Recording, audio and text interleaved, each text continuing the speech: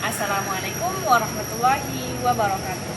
Salam Om Swastiastu, Namo Buddhaya, dan salam kebajikan. Kembali lagi dengan saya Fatimah Sahra dengan NIM 250103500005 dari program studi pendidikan fisik. Di sini kita akan membahas sumber daya alam. Apa itu sumber daya alam? Sumber daya alam adalah segala sesuatu yang berasal dari alam. Sumber daya alam digunakan manusia untuk memenuhi kebutuhan dan kesejahteraan hidupnya. Berdasarkan asalnya, sumber daya alam dibagi menjadi sumber daya alam hayati dan non-hayati. Sumber daya alam hayati berasal dari makhluk hidup, misalnya hewan dan tumbuhan. Minyak bumi, batu bara, dan gas alam termasuk sumber daya alam hayati karena berasal dari sisa-sisa makhluk hidup. Sebaliknya, sumber daya alam non-hayati bukan berasal dari makhluk hidup, misalnya cahaya matahari, udara, air, dan tanah. Berdasarkan ketersediaannya di alam, sumber daya alam dibagi menjadi sumber daya alam yang dapat diperbarui dan tidak dapat diperbarui. Sumber daya alam yang dapat diperbarui akan ada terus-menerus seperti cahaya matahari, tanah, air, dan udara, atau sumber daya yang bisa dikelola agar jumlahnya makin banyak seperti hewan dan tumbuhan. Sebaliknya, sumber daya alam yang tidak dapat diperbarui jumlahnya terbatas dan akan habis jika dipakai terus-menerus. Contohnya, minyak bumi, batu bara, gas alam, dan bahan tambang.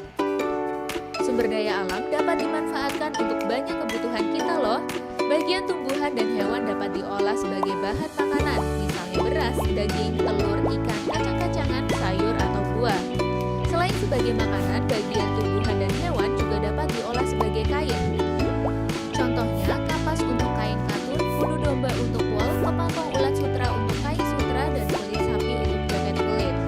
Beberapa jenis tumbuhan dapat dibuat sebagai jamu seperti jahe, kunyit, dan temulawak, atau tanaman lidah buaya untuk perawatan rambut dan kulit. Berbagai peralatan rumah tangga seperti meja atau lemari dapat dibuat dari bahan kayu dan plastik. Plastik merupakan hasil dari pengolahan minyak bumi. Alat masak dibuat dari aluminium yang tahan karat dan dapat menghantarkan panas. Sumber daya seperti tanah liat dan bebatuan diolah menjadi semen, genting, dan batu bata. Bahan tambang seperti besi digunakan sebagai rangka utama bangunan. Aluminium dan kayu digunakan sebagai kusen dan kerangka atap. Keindahan pegunungan, sungai, atau lautan dapat dimanfaatkan sebagai tempat wisata. Sumber daya alam juga digunakan sebagai sumber energi, terutama energi membangkit listrik dan bahan bakar. Cahaya matahari, angin, dan air menjadi energi alternatif membangkit listrik, sedangkan batu bara masih menjadi sumber energi utama karena murah. Minyak bumi dapat diolah menjadi bensin, solar, dan aftur. Beberapa jenis tumbuhan juga dapat diolah menjadi bioetanol dan biodiesel. Sumber daya alam perlu diolah terlebih dahulu untuk menghasilkan barang yang dapat dipakai atau dikonsumsi manusia. Pengolahan sumber daya alam membutuhkan teknologi, salah satunya dalam pembuatan kertas. Kayu gelondongan dikupas kulitnya dan dipotong-potong. Potongan kayu dimasukkan ke dalam digetser menjadi pulp atau bubur kertas. Pulp dicampur dengan berbagai bahan lainnya. Campuran pulp kemudian dimasukkan ke mesin pembuat kertas untuk dibentuk menjadi lembaran. Lembaran kertas kemudian digulung dalam ukuran besar. Gulungan besar ini akan dipotong lagi dan dikemas sesuai kebutuhan. Sumber daya alam harus dilestarikan agar tidak habis atau rusak. Banyak cara yang dapat kita lakukan untuk melestarikan sumber daya alam.